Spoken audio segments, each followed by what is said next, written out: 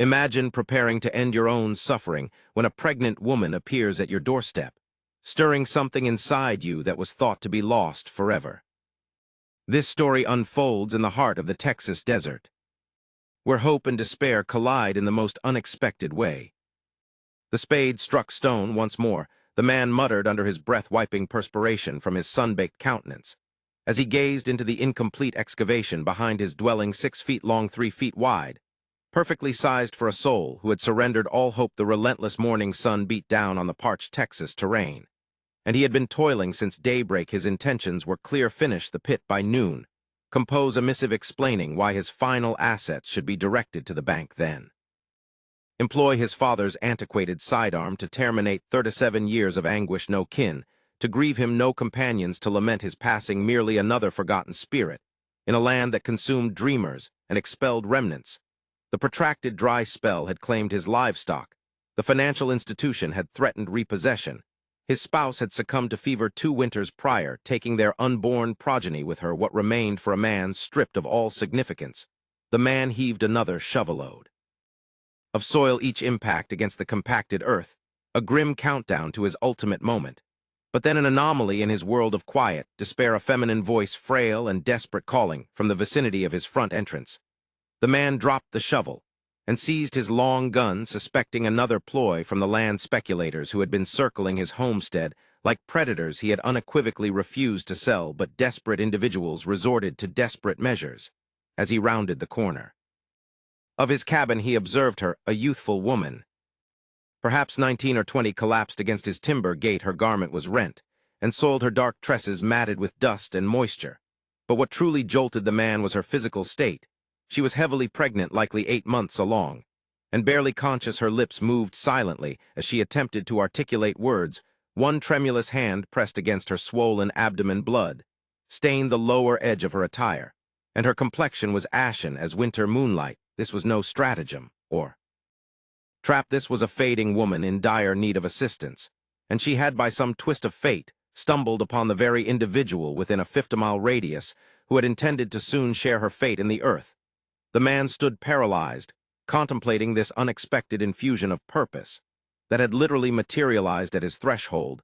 The very implement he had been using to carve his own resting place might now be necessary to inter someone entirely different. But first he had to ascertain if any fragment of his humanity remained to attempt her rescue. The man released his rifle and rushed to the gate, his footfalls raising dust. As he knelt beside the unconscious woman up close, he discerned she was merely a girl younger than his initial assessment, with delicate features that suggested a more refined existence than whatever calamity had led her to his doorstep. Her respiration was shallow, and when he placed his hand on her forehead, her skin was feverish. He had witnessed sufficient illness to know her condition was grave, but the infant, that was his paramount concern. Her dress was saturated with more than sweat, and the dark discolorations narrated a story he dreaded to interpret. Time was rapidly expiring for both of them. Without deliberation, the man lifted her into his arms, surprised by her lightness despite her state. As he bore her towards his cabin, she stirred slightly, her eyes fluttering open to reveal the most profound blue irises he had ever beheld. For an instant they fixed upon his face, and her cracked lips strove to articulate words. Her voice emerged as a mere whisper, yet he heard it distinctly in the desert stillness. Please, she implored, do not let my child perish. The words struck him with the force of a physical blow. Here was someone striving to introduce life into the world while he had been excavating a chasm to escape it. The irony was not lost on him as he pushed through his cabin door and gently laid her on his cot, the very bed where he had intended to compose his final testament. The man had assisted in the birthing of foals and calves, but never a human infant. His hands trembled as he drew water from his well and retrieved clean fabric from his wife's antiquated sewing basket. The girl's eyes had reclosed, but her breathing remained strained, and every few minutes her form would tense with what he recognized as contractions. As he commenced cleansing the grime and blood from her countenance, he observed something that chilled his blood. Around her wrist was a slender rope burn, and bruises on her arms resembled finger marks. Someone had bound her, someone had harmed her, and somehow she had escaped and reached his isolated ranch. But that implied her tormentor might be pursuing her. The man glanced towards his apertures suddenly, acutely. aware that his remote location, which had seemed ideal for privately ending his existence, might now render him, and this girl vulnerable targets for whoever was hunting her. The girl's hand abruptly seized his wrist with surprising vigor, her eyes widening with apprehension. "They are coming," she urgently whispered. "They swore they would find me no matter where I fled." The man's thoughts raced. As he processed her declaration, he had believed his greatest predicament was choosing between life and death. But now, he had a gravid girl bleeding in his bed, and unknown pursuers, potentially approaching the partially excavated grave behind his cabin. Suddenly seemed the least of his anxieties. He moved to his window and scanned the horizon, seeking dust plumes or movement that might signal approaching. Riders, the boundless expanse of arid scrubland and mesquite, offered extensive visibility for miles.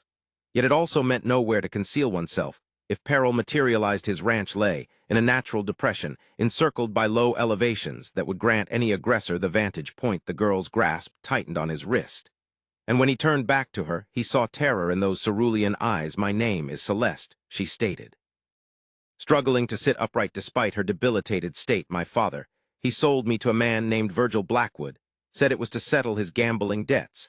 But Virgil, he is not of sound mind." The man recognized that appellation. Every rancher within 100 miles knew of Virgil Blackwood, a prosperous landholder who dominated most of the water rights across 3 counties. Rumors trailed him like scavengers, whispers of vanished maidens and unmarked burial sites on his dominion. The sort of man who acquired magistrates and sheriffs as others acquired cattle. "I was confined in his house for 3 months, Celeste," continued her voice, gaining power as fury supplanted fear. "He declared the baby was his chattel, that he would rear it to mirror himself. But when I entered labor, prematurely I fled, stole a steed and rode until it succumbed beneath me, then walked the remainder of the journey." That explained the rope abrasions and contusions. It also elucidated why she had chosen his ranch. It was the most distant outpost from Blackwood's territory, a locale where a desperate woman might harbor hope of finding refuge. But the man understood better. Men like Blackwood did not relinquish their possessions readily, especially when that possession bore his progeny. A sharp contraction convulsed Celeste, and she cried out in agony. Her water broke, saturating the covers onto his mattress. The birth was imminent, ready or not. And the man realized he was about to assume responsibility for 2 lives instead of ending one. He helped her recline, endeavoring to recall all his wife had related about childbirth during her own pregnancy. But this felt distinct, somehow wrong. There was excessive hemorrhage, and Celeste's complexion grew paler by the minute. Something was critically amiss. As if summoned by his apprehensions, the cadence of hooves reached his ears, multiple mounts galloping hard toward his ranch. The man grabbed his rifle and moved to the window, his heart plummeting as he counted 6 riders cresting the nearest rise. They rode in formation like men with military discipline, and at their vanguard was a figure he recognized from wanted notices, tall, gaunt, with silver hair and piercing eyes that missed nothing. Virgil Blackwood had arrived to reclaim his property, and he had brought sufficient men to ensure no one obstructed him. The man looked at Celeste. Her face was contorted in agony as another contraction tore through her frail frame. Blood continued to seep into his mattress, and he could see her strength fading with each labored breath. She was dying, and her infant was dying with her, but she was still focused on safeguarding an innocent child from becoming a monster. That's when something crystallized in his mind. For months he'd been consumed by his own suffering, his own bereavements, his own motivations for surrender. But this girl had every justification to capitulate, sold by her paternal figure, brutalized by Blackwood, hunted like an animal. Yet she was fighting for her child's future with her final gasp. "I promise," he declared, and meant it with every fiber of his. "Being your baby will be free." Blackwood's opportunity was nearly exhausted. The man could hear the men repositioning outside, likely preparing to breach the cabin from multiple directions, his old military training activated as he assessed his alternatives. The cabin was robust, constructed from thick pine logs that would repel most projectiles. But it possessed only 2 windows and 1 door, easy to defend, but also easy to trap someone inside. Then he recalled something that chilled his blood. The grave he'd been excavating behind the cabin. In the pandemonium of discovering Celeste, he'd left the shovel right beside the unfinished hole. If Blackwood's men spotted it, they'd know precisely what he'd been contemplating, and they'd exploit that knowledge against him. "Time's up." Thornfield Blackwood's voice boomed across the yard. "You made your choice, The initial gunshot shattered his front window, spraying glass across the chamber. Celeste shrieked not from the gunfire, but from another contraction that seemed to rip through her entire body. The man dropped low and returned fire his shot, dislodging one of Blackwood's men from his saddle. But as he reloaded, he heard Celeste gasp, and when he glanced back, he witnessed something that altered everything. The baby's head was crowning, finally entering position after hours of arduous struggle, but Celeste was unconscious now, her body undergoing the motions while her spirit fought to remain tethered to life. More gunshots peppered the cabin walls. The man was ensnared between two impossible predicaments. If he abandoned Celeste to repel the assailants, she and the infant would perish during delivery. But if he remained to assist with the birth, Blackwood's men would eventually demolish the door and kill them all regardless. That's when he heard a sound that did not belong in this moment of savagery and demise: the thin, reedy wail of a newborn struggling its way into a world that seemed intent on annihilating it. Before it could draw its first breath, the infant was alive. But Celeste lay perfectly still, her eyes closed, and her breathing so faint it was barely perceptible. The man realized with growing dread that he might have just witnessed the moment when this valiant young woman sacrificed her life to bring her child into the world. If you're enjoying this story, make sure to subscribe to the channel for more incredible tales. From the Old West outside, Blackwood's voice cut through the gunfire with deadly certainty. "I smell smoke, Thornfield. We're burning you out." The scent of combusting timber confirmed the man's gravest fears. Orange light flickered against the remaining window. As flames began to lick at the sides of his cabin, Blackwood's men possessed torches, and they were systematically igniting everything flammable. Soon, he would have to choose between immolation and stepping outside to confront 6 firearms. But first he had to attend to the miracle before him. The infant was small, but breathing, its tiny lungs filling with air as it cried with surprising vigor. The man had no experience with newborns, but he knew enough to clean the child's face and swaddle it in one of his clean garments. As he lifted the infant, he discerned something that made his heart leap. It was a girl, just like her mother. Celeste's eyes fluttered open one last time, focusing on her daughter with a clarity that belied her failing strength. She tried to speak, but only managed to whisper, "Rose." She exhaled, "Her name is Rose." Then her eyes closed for the final time, and the man was alone with a newborn and a cabin rapidly becoming a death trap. The inferno was propagating faster than he had anticipated, and smoke was already making respiration difficult. Infant Rose seemed to perceive the peril, her cries becoming more urgent.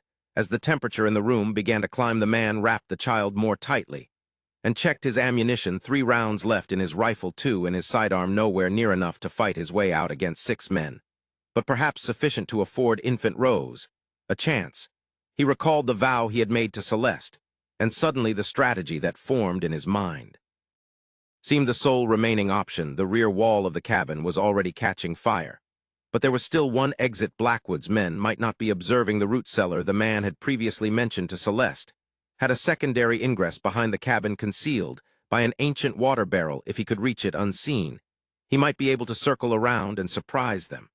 But that meant abandoning Celeste's body in the blazing cabin, and something about that felt like a betrayal of everything she had fought for. This young woman had perished protecting her child, and now her final resting place would be a pyre lit by the man who had tormented her.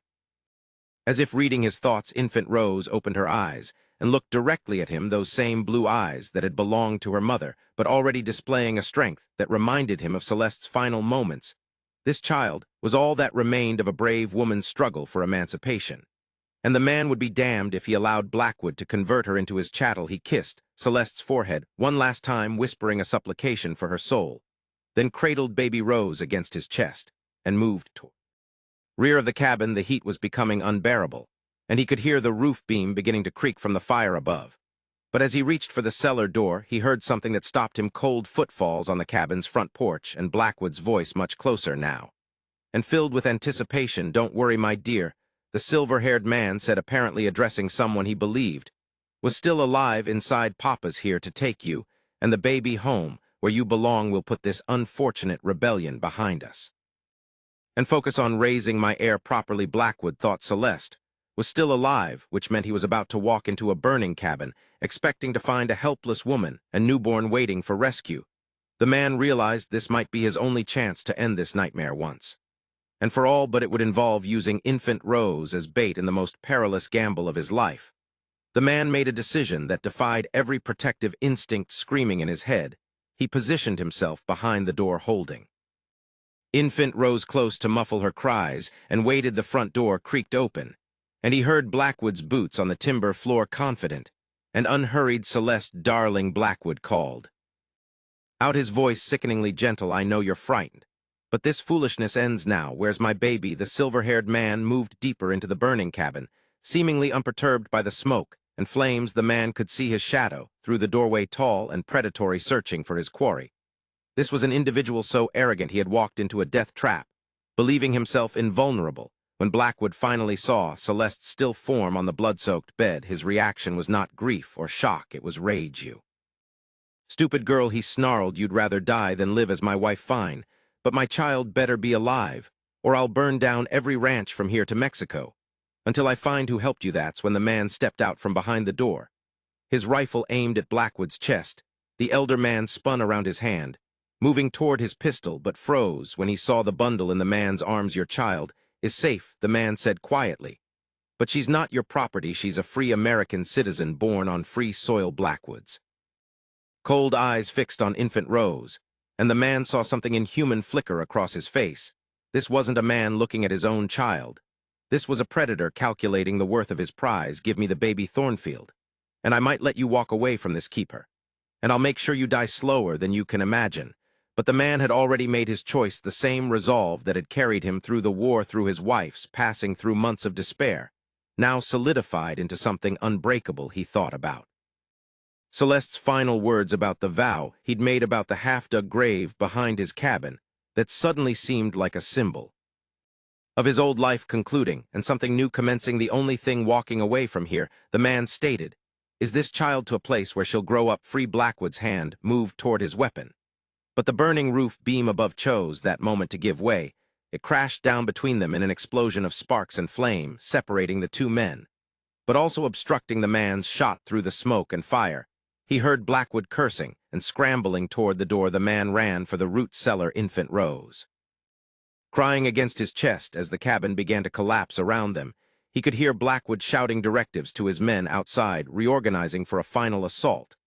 But when the man emerged from the hidden cellar entrance behind the cabin, he found something that instilled hope. For the first time in months, 3 of Blackwood's men lay unconscious near their horses, and a 4th was bound with his own rope, standing over them, casually smoking a cigarette.